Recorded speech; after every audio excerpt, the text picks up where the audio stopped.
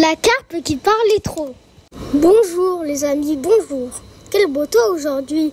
L'eau est claire, la surface de l'étang bien chaude. Il n'y a pas de courant. Je me réjouis à l'avance de cette magnifique journée. Pas vous? Pipelette, la petite carpe, frétille et jacasse. Les poissons clignent de l'œil pour l'accueillir puis continuent à mâchonner tranquillement. Pipelette commande tout ce qu'elle regarde.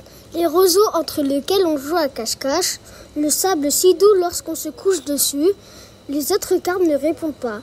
Elles apprécient Pipelette. Cependant, comment parlerait-elle? Les carpes demeurent muettes, sauf Pipelette. On n'a jamais vu une carpe bavarde comme ça.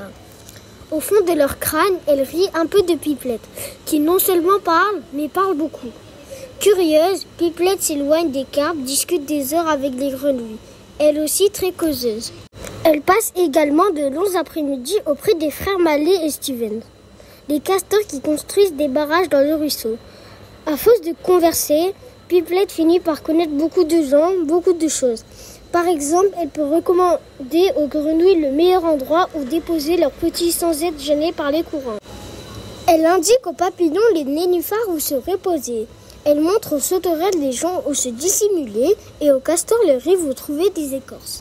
Crée une école, Pipelette, lui disent les frères Mallet et Steven. Si tu transmets ce que tu as appris, nous vivrons mieux ensemble. Une école, réplique Pipelette, étonnée. Une école de quoi? À cet instant, une ombre se détache dans le ciel. C'est le terrible ennemi de l'étang, le héron. Poissons et grenouilles paniquent en voyant l'oiseau qui vient les manger. Ils se tapissent entre les roseaux. Courageusement, Pipelette reste à la surface sitôt qu'il aperçoit le héron se pose à 50 cm d'elle et tend son bec. « Stop !» hurle Pipelette. « Pardon !» s'exclame le héron. « Je ne te conseille pas de m'avaler. » Le héron ricane, ce qui produit un vilain bruit de trompette sale et rouillée. « Je te croquerai pourtant. Tu aurais tort.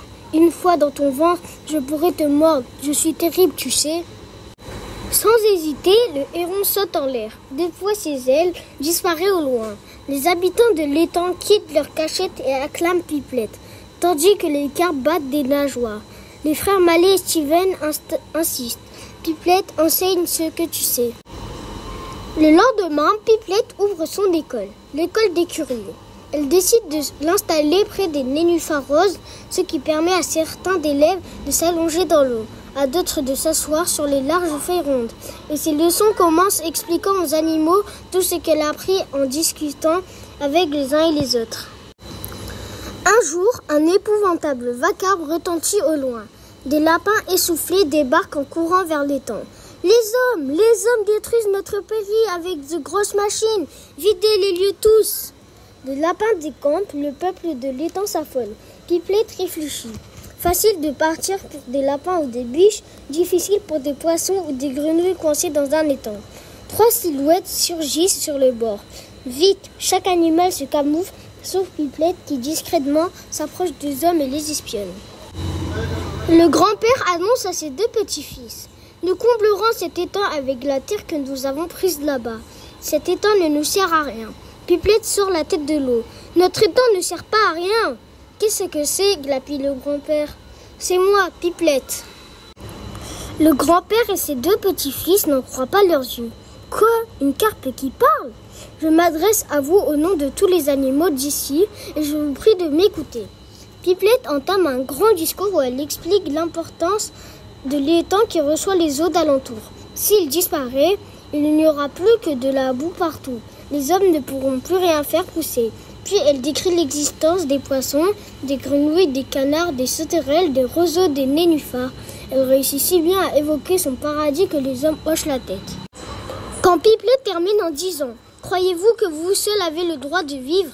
Le grand-père s'écrie « Gardons cet étang, nous devons respecter les habitants. » Le grand-père, approuvé par ses petits-fils, retourne vers les tracteurs, les pelleteuses et leur ordonne de rebrousser le chemin.